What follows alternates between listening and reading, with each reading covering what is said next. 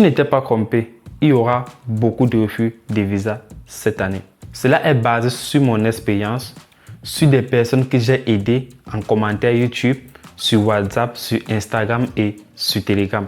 J'ai vu des cas, des personnes qui se plaignent chaque fois. J'étais dans des groupes WhatsApp, j'ai vu certaines choses dont tu n'imagines pas. Je te parle parce que je reçois des plaintes. Pourquoi je reçois des plaintes? Parce que ces personnes ont besoin des réponses à leurs questions. Quand elles ont un refus de visa, on ne vous dit pas. Vous remarquez seulement quoi? Ces personnes dans l'avion. Donc quand une personne a un visa, vous voyez seulement la personne dans l'avion. Mais quand la personne a un refus de visa, vous ne voyez pas. Plusieurs personnes font des erreurs énormes. Raison pour laquelle je vais détailler ces erreurs dans cette vidéo aujourd'hui. Si ce que je vais dire dans cette vidéo te plaît déjà, tu as deux choses à faire en ce moment. La première chose à faire, c'est quoi? De lâcher un gros like, ça me fait plaisir. La deuxième chose à faire, c'est t'abonner si ce n'est pas encore fait pour avoir des pépites comme ce que tu es en train de regarder aujourd'hui. Et tu peux également partager pour aider le maximum de personnes. Car l'ignorant dépense 2 fois plus que celui qui sait. J'espère que tu connais également cette phrase. Partage pour aider le maximum de personnes car c'est tellement grave. Pourquoi je dis que c'est tellement grave? Tu vas découvrir cela tout à l'heure. Sans toutefois tarder, je vais aller au premier élément. La première chose qui cause les refus de visa, c'est quoi? C'est la fraude. Il y a la fraude volontaire et il y a la fraude involontaire. Je vois d'où tu vas en venir. Tu es en train de te dire, non, tiens Ismaël, je ne vais pas frauder, t'inquiète, je suis là, je gère tout. Erreur. J'ai bien parlé quoi? Il y a la fraude volontaire et il y a la fraude involontaire. Et c'est la fraude au niveau des documents. J'ai vu des cas, que ce soit le volet financier, le volet hébergement. J'ai vu des cas. Les gars, j'ai vu. J'étais dans les groupes de 1500 personnes, 1000 personnes qui faisaient ma procédure. J'ai vu énormément des cas. Des gars qui fraudaient volontairement. Il y a ceux qui fraudaient involontairement. Je commence par le cas des gens qui fraudent volontairement. Pourquoi tu te décides à frauder volontairement? C'est parce que tu es dans un état de stress énorme. Tu as besoin des solutions. Tu commences à contacter. J'ai besoin d'acheter un garant. J'ai besoin de faire ceci. Les gars, toute fraude se détecte. La fraude, je n'autorise pas cela. Même si tu m'écris en ce moment, tu me dis tu as besoin d'un garant, ceci, je ne vais pas acheter un garant pour toi. Je ne fais pas dans la fraude. Je fonce selon une direction bien définie. Arrêtez de frauder. C'est très dangereux la fraude. Pourquoi il te demande d'arrêter de frauder? Parce que tu as fait ta procédure. Depuis septembre, tu fais ta procédure. Tu te soucies. Il y a une décharge émotionnelle. Tu ne dors pas bien. Tu fais des entretiens. Tu as des acceptations. Et tu commences à vouloir frauder. Pourquoi tu veux frauder? Tu oublies tout le travail que tu as fait en amont. Maintenant, pour 1 mois de travail, 2 mois de travail, tu décides de vouloir frauder parce que tu es stressé. Est-ce que tu es sûr que l'année prochaine, tu auras l'acceptation? C'est la question à te poser. Chaque année, les critères changent dans chaque pays. Il y a les pays où on demande maintenant 12 de moyenne pour faire la procédure Campus France. Est-ce que tu es sûr que l'année prochaine, on ne va pas exiger peut-être 14 moyennes dans ton pays? Pourquoi tu décides de vouloir frauder? Et à force de frauder, on peut te coller 5 ans. La fraude est interdite. Je parle bien de fraude volontaire comme vous êtes en train de frauder volontairement. Tu décides d'aller acheter des papiers parce que je connais, il y a des personnes qui font ça et c'est interdit. C'est interdit. C'est interdit. Vaut mieux te concentrer sur ta procédure. Fais ce qui est bien. Je t'assure et ça va donner. Si tu as plusieurs acceptations, concentre-toi. Tu as validé, tu fais ton choix définitif. Tu choisis les documents qu'il faut. Tu te renseignes et ça va aller. Maintenant, je vais aller à la deuxième partie des personnes qui fraudent. La fraude involontaire. Peut-être c'est toi, celui qui fait un peu le Jésus. La fraude involontaire, c'est quoi? Tu es ignorant. On t'écrit, on t'arnaque. Ou bien on te donne des faux documents. Tu pars déposer, tu ne sais pas. Et tu te dis, tiens, ça va aller. J'aurai mon visa en toute tranquillité. Une fois qu'on te répond, on te dit, tiens, tu as fraudé au niveau des documents. Tu es étonné. Pourquoi tu es étonné? Parce que tu n'étais pas informé. Raison pour laquelle j'encourage toujours mon audience. Vous qui me suivez, quand vous êtes informé, ça me fait plaisir.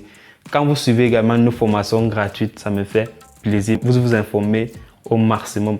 Quand vous recevez des mails chaque semaine pour vos procédures, ça me fait également plaisir. C'est très important de connaître cela. Parce que, fin de compte, regretter, c'est énorme. Je vais te prendre un cas simple. Tu fais ta procédure en ce moment. Ta rentrée peut-être au 1er septembre. Tu fais ta demande de visa le 10 août. Tu donnes 3 semaines à l'ambassade pour étudier ton dossier.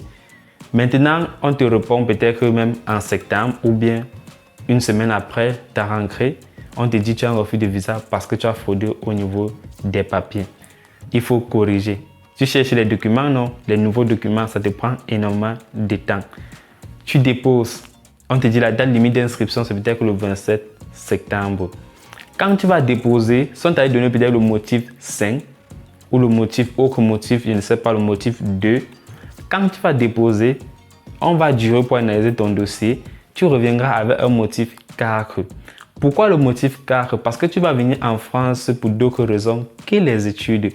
Pourquoi venir en France pour d'autres raisons que les études? C'est la question que je te pose. Parce que ta date limite d'inscription serait déjà passée. Et voilà d'où les problèmes vont commencer. Tu vois qu'un motif a entraîné l'autre motif. Et voilà donc comment les gens font pour avoir des refus de visa inutilement. Le délai ne dépend pas de vous. Le délai ne dépend pas de toi. Le délai dépend de l'ambassade. Le délai dépend de l'université. Si tu te concentres sur ce qu'il faut, ça va aller. Donc voici ce que j'avais à te dire aujourd'hui concernant la partie fraude. Informe-toi, renseigne-toi, fais-toi accompagner si nécessaire sur une formation gratuite. Dans la recherche de logement, contacte tes équipes spécialisées pour la visite de logement. Nous offrons également ce service. Tu peux nous contacter après ton inscription pour la visite des logements. C'est très important de connaître cela parce qu'il y a beaucoup d'arnaques dans les logements. Je suis passé par là. On a failli m'arnaquer plusieurs fois.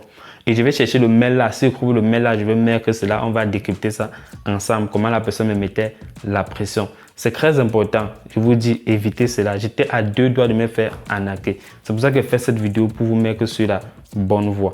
Je ne suis pas là pour vous frustrer. Non, loin de là. Je suis là pour t'accompagner, te suivre. Si ce que je dis dans cette vidéo te plaît, like la vidéo, abonne-toi si ce n'est pas encore fait. Je vais maintenant aller à la deuxième catégorie de refus de visa.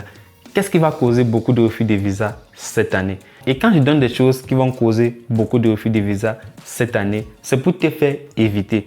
Même s'il y a 1 million de personnes qui font la procédure Campus France, s'il y a 200 personnes qui auront le visa, je veux que mon audience ait le visa parce que vous vous êtes informé chez la bonne personne, chez le leader en ce moment en termes de qualité d'information.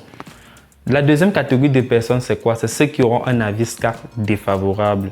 Il y a certaines personnes qui auront l'avis SCAC défavorable. C'est quoi l'avis SCAC? C'est l'avis qu'on te donne après ton entretien Campus France. Pourquoi ça peut être défavorable si tu rates ton entretien? Pourquoi il y a certaines personnes qui ont raté leurs entretiens? Parce qu'elles n'ont pas pris leur dossier au sérieux. Comment contourner cela? Chaque problème que je propose, il y a une solution. Attention, si tu ne connais pas l'information, je te donne l'information et je te donne la solution. Si tu as un avis SCAC défavorable, comment identifier facilement un avis SCAC défavorable? C'est généralement ceux qui ont eu 7 refus et ils avaient des très bonnes notes. Si tu as 7 refus sur Campus France et que tu avais des très bonnes notes, déjà commence à te poser des questions. Il y a quelque chose qui ne va pas. Tu peux avoir 7 refus et que tu as mal construit ton dossier. Tu avais un projet mal défini, ainsi de suite. Et un projet mal défini, tu ne vas pas justifier ça à l'entretien. Donc, ça veut dire que tu es un peu merdé au niveau de l'entretien. La chose que tu as fait, c'est quoi? C'est de faire des lettres de motivation, des lettres explicatives. Et c'est comme ça qu'on fait pour contourner cela. Raison pour laquelle vous avez dit quoi? Dans la liste des documents qu'on demande pour la demande de visa, il y a documents et documents. Il y a documents obligatoires, il y a documents qui sont facultatifs. Et c'est maintenant à toi de prendre ça de ton côté et de bien le faire. Donc, si tu as un avis SCAC défavorable, identifie-toi d'abord. Si tu as un avis SCAC défavorable, commence à travailler dessus. C'est la même chose. Je vous ai dit, il y aura beaucoup de refus Campus France. Certaines personnes n'ont pas cru. Et vous avez vu, il y a eu beaucoup de refus Campus France. Pourquoi il y avait beaucoup de refus Campus France? C'est parce que certaines personnes ont négligé leur procédure. Parce qu'ils se disaient non, il y aura la caution retour. Et il n'y a pas eu de caution retour. Et vous avez dit, il n'y aura pas de caution retour. Pourquoi il n'y aura pas de caution retour? Parce que j'ai analysé la situation. J'ai vu le pour et le contre de la décision. J'ai mesuré la gravité de la situation. Si tu ne bénéficies pas toujours de nos accompagnements gratuits, je te conseille de le faire. Parce que l'ignorant dépense 2 fois plus que celui qui sait. Je ne sais pas si tu comprends un peu la gravité de ce que je suis en train de dire. Quand tu n'as pas d'information, tu perds 2 fois plus que celui qui a l'information. Donc, va rejoindre tes camarades qui sont déjà en train de bénéficier de cela. Des vidéos, des documents et des conseils hebdomadaires pour réussir les procédures en toute tranquillité et avoir le visa posément. Je me rappelle, lors de mes procédures d'immigration en France, j'ai fait face à des difficultés énormes, que ce soit de la procédure Campus France, de l'obtention du visa, de la recherche de logement. Et même quand je suis arrivé ici en France, il y a un proche qui était censé venir m'accueillir. Il m'a abandonné complètement à la gare. Et c'était lui qui était censé m'héberger. Je n'avais pas de logement, je ne savais pas comment faire pour m'en sortir en France. J'ai fait face à des difficultés énormes également. Raison pour laquelle j'ai décidé de créer France Études pour t'aider à réaliser toi-même ton projet d'immigration en France sans se soucier de quoi que ce soit. Choisir France Études, c'est choisir également quoi? Premièrement, c'est choisir un ensemble de programmes vidéo qui vont t'aider à réaliser ton projet d'immigration ici en France en toute tranquillité et gratuitement. Je précise bien gratuitement. Deuxièmement, c'est choisir de télécharger un ensemble de documents que France Études a mis à ta disposition gratuitement pour t'aider et pour te guider dans ton projet d'immigration en France, que tu sois employé de Campus France, employé de demande de visa ou bien la recherche d'un logement étudiant ici en France. C'est la solution pour toi. Tu vas recevoir ces offres-là gratuitement. Troisièmement, c'est d'accepter quoi? Recevoir par mail des messages de France Études pour t'aider, pour t'accompagner durant ta procédure. Pour bénéficier de ces offres gratuitement que France Études a mis à ta disposition, il te suffit juste de faire quoi? De mettre ton pseudo, t'inscrire en mettant ton pseudo et ton adresse email pour rejoindre le programme d'accompagnement et ne pas souffrir comme moi, Ismaël, j'ai souffert mon année durant ma procédure. Cette offre est unique et tu ne verras ça nulle part. Donc inscris-toi. L'équipe de France Études est là pour t'accueillir durant cette aventure d'immigration en France. On se retrouve à très bientôt.